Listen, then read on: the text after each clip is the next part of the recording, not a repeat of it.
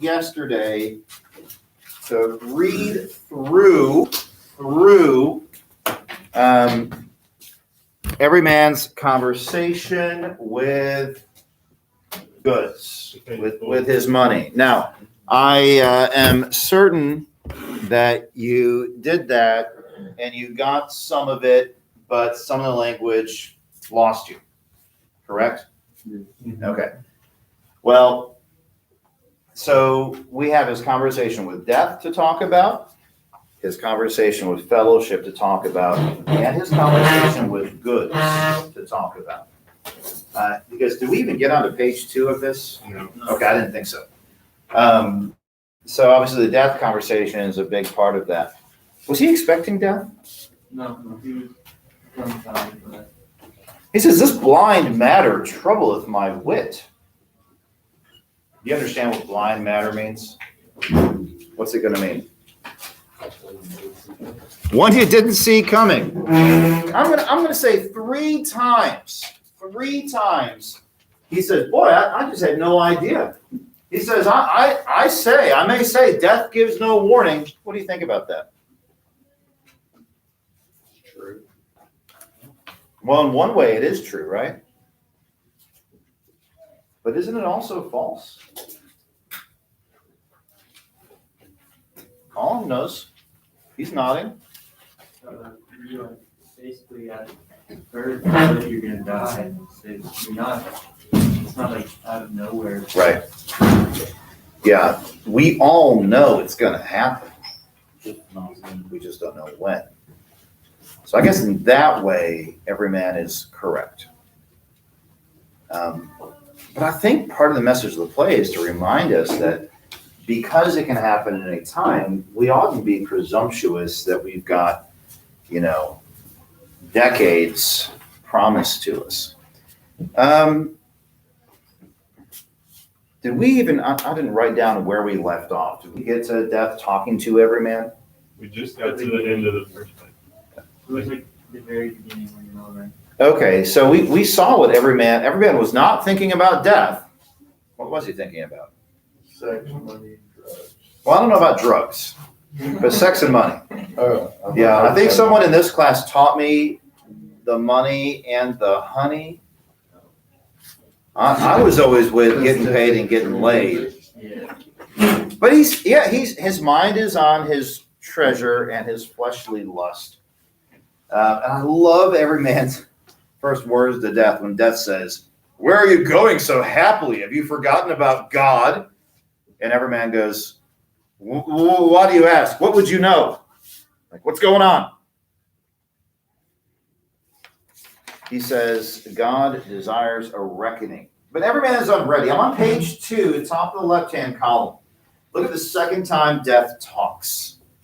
He says, "I am death that no man dreadeth. For every man I rest and no man spareth. For it is God's commandment that all to me should be obedient. I am death that no man dreadeth." Paul, can you decipher that for me? Because I think we've established that most of us do fear death.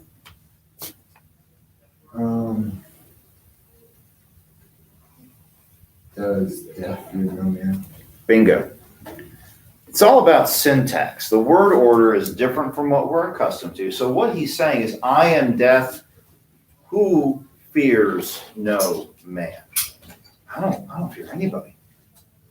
Well, every man tries to get out of going with death, right? What's the first thing he offers death? Money. Money. A bribe. In thy power it lieth me to save, yet of my good will I give thee, if you will be kind. Yeah, 1,000 pounds shalt thou have, and defer this matter till another day. Is bribery going to work with death? No. And even if it could work, would every man have enough money? No, because think about who else death goes after. Kings and emperors and popes. Alas, shall I have no longer respite? I may say death gives no warning. That's the third time he says that. This is actually my favorite little begging move. from Everyman. He goes, listen, dude, if I just had a little bit more time, just a little bit more time, a day, a week, 12 years. 12 years, I'd be ready. Nope, not going to do it. Third attempt. What if I go with you? Could I come back? Nope. That is dead, like Marvel says. What's this fourth ask? It's the most important one for us. Without it, we don't have a play. It's the one Death says yes to.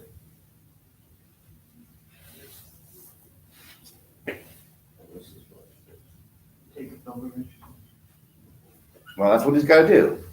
Go ahead, Paul. He's like, can someone come with me? Can someone come with me? Death says, well, if you find anybody brave enough to do it, sure. Now look, here is one of the most important ideas in the play. Death looks at Everyman and he says, did you think your life belonged to you? Put your man in Everyman's shoes. Do you think your life belongs to you? Of course you do.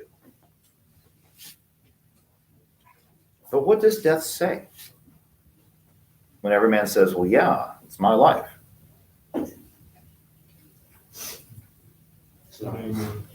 It was but lent to thee. Now, I would say from a secular perspective, your life is yours. Or maybe phrased a little bit differently, no one can live your life but you. I just had this conversation with my freshman. But in a moral or religious sense, I didn't control when I was born. I don't control whether I die. My life, therefore, is lent to me. To what end? If we're reading this in a religious context, why was my life lent to me? What am I supposed to do with a borrowed life? Hey, do you guys know the parable of the talents from the gospel? You're going to know what I'm talking about once I start telling you. Jesus tells this parable. He said there was a Lord who was going away for a year, and he called in 3 of his servants. And one of them he gave 10 talents, a talent's equivalent to a year's wage. One of them he gave 5 talents, and one of them he gave 1 talent. Is this sounding familiar?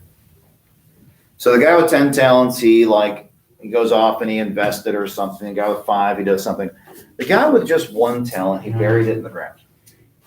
And when the Lord returns, he says, why did you bury it in the ground? He says, because I knew that you were a cruel Lord, and if I lost it, I'd be punished. And the Lord says, well, you could have put it in the bank and gained me interest. Instead, you wasted your talent. The talent that I lent to you. This is, by the way, the origin of our word for talent, meaning a gift. So, if your life is lent to you, if my life is lent to me, what am I supposed to do? Not waste it. Do something with it. All right, let's look at Everyman's little monologue here, soliloquy, after Death leaves. I want you to think of the despair, which might be how any of us would feel if Death were to come visit. Alas, I may well weep with sighs deep. Now have I no manner of company to help me in my journey, and me to keep. And also my writing is full unready, his reckoning, his account book. How shall I do now for to excuse me? Would to God I'd never be geat. To my soul a great profit it'd be, for now if your pain's huge and great. Look at your footnote for geat. What is he saying? What does he wish? He'd never be born. Now, I want you to think about the inherent contradiction. I wish I had never been born. It would be a benefit to me. If you're not born, how can it benefit you? Now, see, therein lies the rub. If someone says, I wish I'd never been born, it would be to my benefit, what does that say about his life? It was pretty shitty.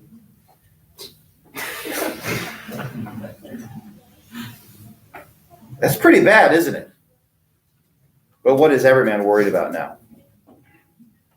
Why would it be a benefit to him? I think he liked his life. He got the sex and the money. He's scared of damnation. He's scared of damnation. The time passeth. Lord, help that all wrought. You might recognize the word wrought, something like wrought iron. It means worked or created. So Lord, who created everything, help. It's a prayer. For though I mourn, it availeth not. The day passeth and is almost ago. I wot not well what for to do. To whom were I best my complaint to make? What? And I had a fellowship thereof spake and show him of this sudden chance? For in him is all my affiance. We have in the world so many a day, be on good friends in sport and play. You guys, here's something for you to ponder. You guys have heard of Aristotle, right?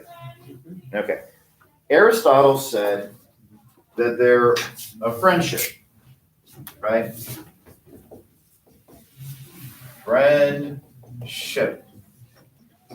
He said that there are three kinds of friends, right? He says there are friends of pleasure, friends of utility, and friends of virtue. Now, let me explain what he means by this. The virtuous friendships, those are the guys you can, those are guys who are going to tell you the truth. They're going to tell you when you're being a jerk. They're going to tell you when you look ugly. They're going to tell you when you got no shot. They're also going to accept you for who you are. Like they're the guys who stand shoulder to shoulder with you and look off into the distance and say, we can do this together. They're the guys who are willing to risk your day-to-day friendship for being blunt and honest with you because they actually love you. These are the best of friends, true friends, the ones who are with you through a crisis. Friends of utility, and by the way, this is not negative, okay? This means usefulness. There are people you think you're friends with, like maybe you work with them, maybe you go to school with them, maybe you've got a few classes with them, or you're on a sport with them, and you think you're friends, but when that thing that binds you is over, you don't ever talk to each other. And it's not because you had a fight or you don't like each other. It's just, it turns out playing soccer was what you had in common. And now you're busy with something else. Or taking statistics was what you had in common. And now you're not taking stats anymore. You can probably guess what pleasant friendships or friendships of pleasure are. They're people you just enjoy having a good time with. But you would not bring to those people, like you can laugh, you can watch movies, you can play pickup games, whatever. If you're having an emotional crisis, you're not going to go to these guys. Right? Or if you do, they're going to get very awkward and find excuses to leave. Because that's not what kind of friendship you have. And do you guys recognize these things? You recognize those categories? You recognize that you are each of these to somebody else and vice versa? So every man's on the verge of dying. He wants someone to go through death with him, and he walks up. He says, I'm going to reach out to fellowship. We hang out all the time. We're constantly in the midst of sport and play. This is definitely a dude who's going to go through death with me. Am I right? Is he? No. They play soccer. He's not going to go through death, but I love it. I love this part. So here he comes. Go to fellowship. Did you guys notice how fellowship paints himself into a corner? Do you guys get that idiom? paints himself into a corner. If I were to paint the floor of this room, where should I end? Okay, if I paint myself in a corner, I'm starting at the door and painting myself back there. So I'm almost done, and I stand up and go, oh, I'm stuck. Did you guys see how fellowship did that? Yeah, real generally, can you tell me what he does? It's like all real buddy, like, oh yeah, you're my friend, I'll do this and then like I'll fight to the end of the world, but when it comes time for him to accompany him to go see God, he just doesn't go. Bingo. Hey, you ever have this experience? You walk down the hall or into class and you say what's up to somebody, hey man, how's it going? And he actually tells you how it's going and it's not going well. And you're like, damn, I wish I hadn't asked. Okay, like you're not really supposed to tell me the truth. By the way, Woodford, that's your notebook over there. You're not really supposed to tell me the truth. You're just supposed to say, no, man, I'm chill. That's kind of what fellowship does here. Watch this with me, okay? Everyman. No, fellowship at the very top. Everyman, good morrow by this day. Sir, why lookest thou so piteously? If everything should be amiss, I pray thee tell me that I may help to remedy. Yea, good fellowship, yea, I'm in great jeopardy. Oh, my true friend, show me your mind. I will not forsake thee unto my life's end in the way of good company. That was well spoken and lovingly. Oh, sir, I must needs know your heaviness. I have pity to see you in any distress. If any have you wronged, ye shall revenged be, though I on the ground be slain for thee, though that I know for what I should die. Verily, fellowship, gramercy. Verily means truly, okay? Like Jesus says in the Gospels, verily, verily, I say unto thee. Truly, truly, I say unto you. So he's saying, wow, truly, fellowship, I'm so grateful. Tosh, by thy thanks I set not a straw. Show me your grief and say no more. This is the most important line. Okay, everybody's being super honest here. You guys have all been there. He says, if my heart should break to you, and then you turn your mind from me, and would not me comfort, when you hear me speak, then should I 10 times sorrier be. What's he saying?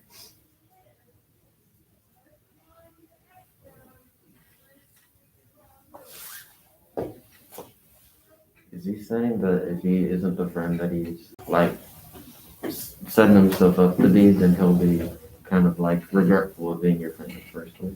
Yeah. Like if you're going through a crisis and you need somebody, you hesitate.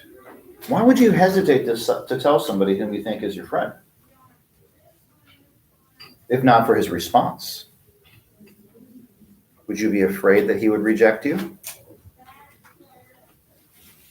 And if he does reject you, when you, to use Everyman's words, break open your heart to him, how's that going to leave you feeling?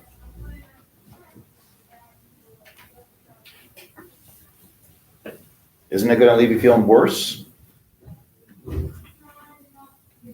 Like I just poured myself out here and now you're ditching me? Because I don't know if you can get this, and I don't know if it's an analogy or what, but it's almost like you can hold up a wall, right? An emotional wall. But once you open it, it's open. And you can't get it back. So look again at what Everyman says to him. If my heart should to you break, and then you turn your mind from me, and would not comfort me when you hear me speak, I would be 10 times more depressed, 10 times sadder. Sir, I say as I will do indeed. Then be you a good friend at need. I have found you true here before, and so ye shall evermore. For in faith, even if you went to hell, I would not forsake thee by the way. Now, if you're Everyman, you're getting excited, right? Oh, you speak like a good friend. I believe you well. I shall deserve it if I may. I speak of no deserving by this day. For he that will say in nothing do is not worthy with good company to go. Therefore, show me the grief of your mind, and as your friend, most loving and kind. Tell you how it is. Commanded I am to go on a journey, a long way, hard and dangerous, and give a straight count without delay before the high judge Adonai. Wherefore I pray you bear me company as you have promised in this journey. Well, that's a matter indeed. Duty, yeah, but if I should take such a voyage on me, I know it well, should be to my pain. Also, it makes me afraid, certain, but let's take counsel here as well as we can, for your words would scare a strong man. But you said if I had need, you would never forsake me, quick or dead, though it were to hell truly. Oh, yeah, I said that, certainly, but such pleasures be set aside. The truth to say, and also, if we took such a journey, when would we come again? Well, nay, never again till the day of doom. Oh, then in faith, will I not come there? Whither away, fellowship, will you forsake me? Oh, yes, by my faith. To God I betake thee. So, you see that word he says? You told me you would die with me, even if it meant going to hell. Oh, yeah, those are pleasures. Those are things you say. You weren't supposed to call me on it. Forsake. That's a word we don't use very often, right? I mean, have you ever told anybody, thou hast forsaken me? You kind of want to now, though, right? Because it sounds cool. No. Wilt thou forsake me? Well, you hear the word forsake, and you know someone's dying. Is there any story that comes to mind? Is it Jesus on the cross? Yeah. Yeah, my God, why have you forsaken me? So, as a Christian, what is our only surety, or the only thing we can really be sure of, especially in the face of death? Or maybe I should say, who? Who is our only security? So what should we have before God? More easily said than done, maybe, but what should we have before God in our lives? Nothing.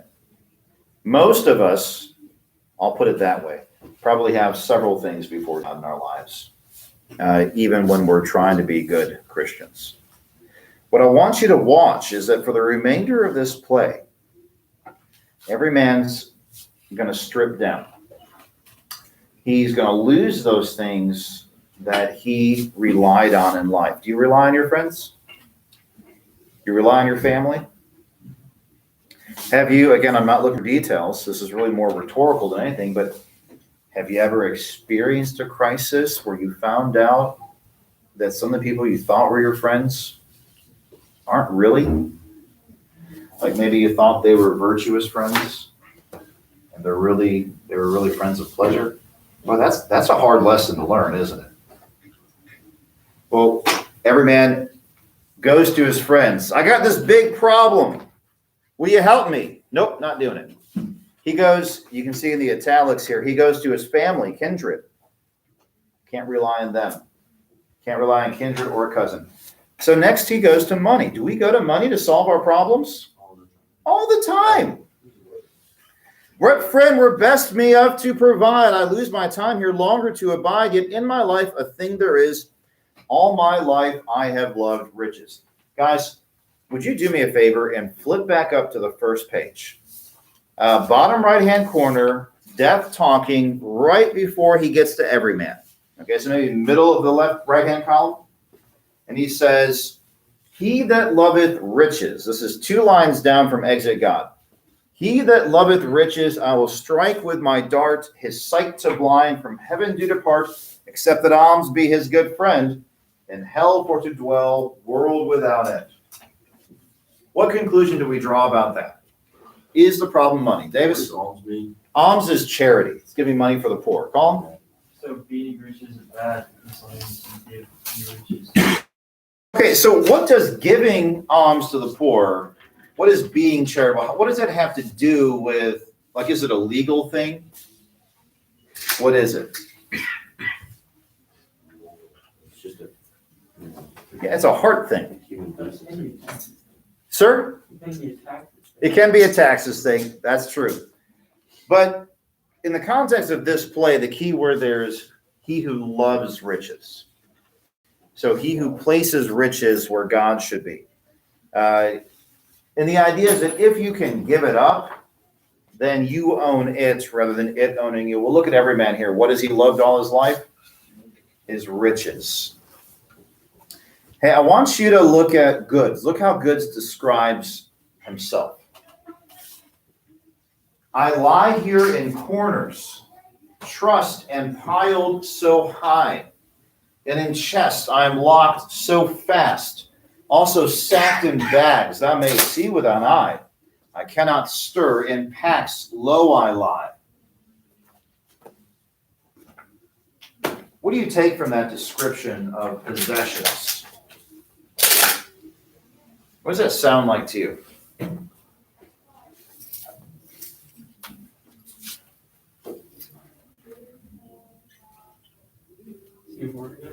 Sir? Hoarding it? Not well, yeah, maybe. Not necessarily, but yeah. What I want you to look at is the word choice for money. Are we back where we were earlier? Yeah, page 3. Money is in corners, packed and piled high, locked in chests, sacked in bags. He can't move. In packs low I lie. I want you to imagine moving it. Does that sound like something you'd want to do? No. I mean, never mind the fact that it's money. Why not? There's a lot of it. A lot of it. What if you described yourself in the way that money describes itself in this story? How would you feel? Deserted. Deserted? It's interesting. What else?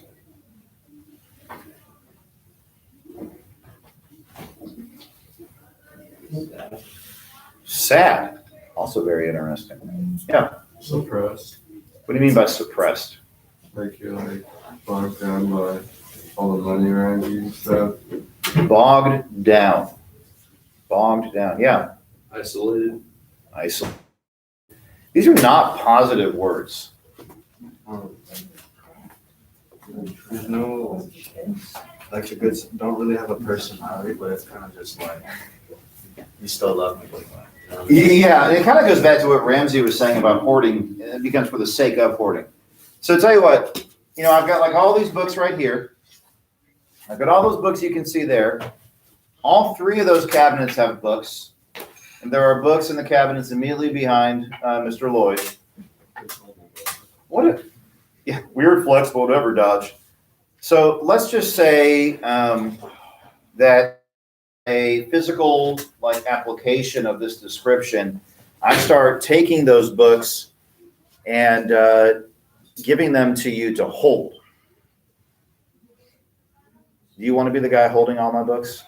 No. So here's what the wording gets back to, okay, Mr. Taylor? Possessions weigh us down.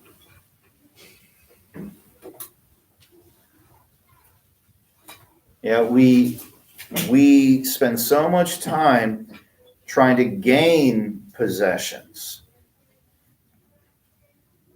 And then they weigh us down. Have you started thinking about all the stuff you get to move out of your house? Davis doesn't want to. Don't want to think about that. I've moved multiple times. Boy, let me tell you. I went to 6 different schools when I was a kid in several different states. And then there was the college. And then there's, moving in and out of apartments and things like that as an adult. It gets really tedious. You get to the point where you're like, you know what, do I need this? Do I need that? That's the idea that this play is presenting to you. And you know what it goes back to is, do you own your things, or do your things own you? Okay, Everyman says that he needs help. And Good says, sir, if you have any trouble or adversity in the world, I can help you. Is Everyman's problem? No. Page 4. Very top left-hand column, page 4. He says, I pray thee, go with me, for peradventure thou mayest before God Almighty my reckoning help to clean and purify. For it is said ever among that money maketh all right that is wrong. Oh no, Everyman. I sing another song. I follow no man in such voyages. For if I went with you, you would fare much the worse for me. For because on me thou didst set thy hand, thy reckoning I have made blotted and blind. That thine account thou cannot make truly, and that hast thou for the love of me. That would grieve me full sore when I should come to that fearful answer. Up, let us go thither together. Oh, no. I am too brittle. I may not endure. I will follow no man 1 foot, be ye sure. Alas, I've loved thee and had great pleasure all my life days on good and treasure. Well, that's to your damnation, without lying. For my love is contrary to the love everlasting. That's a line I want you to hold on to. But if you'd loved me moderately during your life, as to the poor, give part of me. Then shouldst thou not in this sorrow be, nor in this great dolor care. Lo, now I was deceived, or was I aware in all my white misspending time? What? Weenest thou that I am? Did you think I belong to you? Sound familiar? Yea, I had weened so. Nay, Everyman, say no. For a while I was lent thee. A season thou hast had me in prosperity. My condition is to kill a man's soul. If I save 1, 1,000 do I spill. Weenest thou that I will follow thee from this world? No, truly. I had weened otherwise. Therefore to thy soul good as a thief. For when thou art dead, this is my guise. Another to deceive in the same wise as I have done thee, and all to his soul's reprieve.